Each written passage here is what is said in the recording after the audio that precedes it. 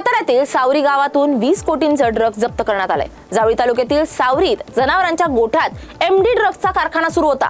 याच कारखान्यावर मुंबई गुन्हे शाखेच्या पथकाने धाड टाकत रॅकेटचा पर्दाफाश केलाय। या कारवाईत गुन्हे शाखेने 10 किलोहून अधिक एमडी ड्रग्ज जप्त केले तर 4 ताब्यात घेण्यात आले। या घटनेनंतर विरोधकांनी सरकारवर प्रश्नांची सरबत्ती केली आहे। या प्रकरणाशी उपमुख्यमंत्र्यांच्या नातेवाईकाचा संबंध जोडला जातोय। महाराष्ट्राला यामुळे उडता महाराष्ट्र का म्हणू नये असा सवाल उपस्थित होतोय। मुंबई गुन्हे शाखेने मुंबईत केलेल्या एका कारवाईत दोघांना अटक केली होती। त्यांच्या चौकशीतून साताऱ्यातील या कारखान्याची माहिती समोर आली आहे। त्यानुसार मुंबई पोलिसांनी जावळी तालुक्यातील सावरी येथे एमडी ड्रग्ज या कंपनीवर छापा टाकून तब्बल 20 कोटी रुपयांचा अंमली पदार्थांचा साठा जप्त केलाय। म्हशीच्या गोठ्यात सुरू असलेल्या कारखान्यात अंमली पदार्थांची निर्मिती व कच्च्या मालाचा साठा करण्यात आला होता। मुंबई पोलिसांनी अत्यंत गोपनीयता बाळगून ही कारवाई केली आहे। या प्रकरणी 3 बांगलादेशी कारागीर व अन्य एक अशा 4 ताब्यात घेण्यात आले।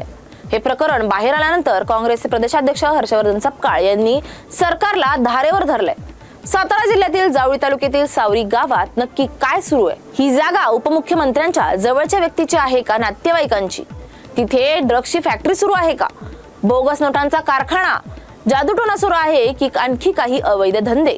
मुंबई क्राईम ब्रांच आणि वरिष्ठ पोलीस अधिकारी तिथे का पोहोचलेत? सरकार काय झाकण्याचा प्रयत्न करतंय? मुंबई क्राईम ब्रांचला इथं नेमकं कोणतं गबाड सापडलंय? इथे नेमकं काय सुरू आहे? सातारा जिल्हा पोलीस अधीक्षक इथे तातडीने का दाखल झालेत?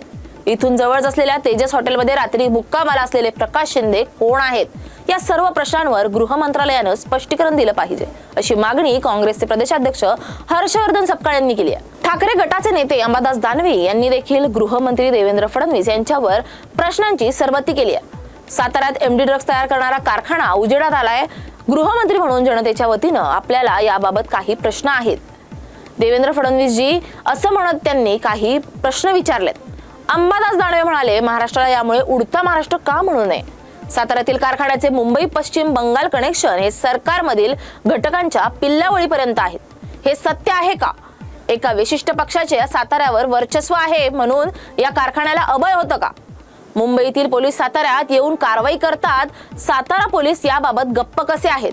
म्हशीच्या गोठ्यात ड्रग्ज तयार करण्याची ही प्रक्रिया कधीपासून सुरू होती? असे प्रश्न अंबादास दानवे यांनी देवेंद्र फडणवीस यांना विचारलेत। त्यामुळे या संपूर्ण प्रकरणात गुन्हे शाखेच्या हाती काय लागते हे पाहणं महत्त्वाचं ठरणार आहे।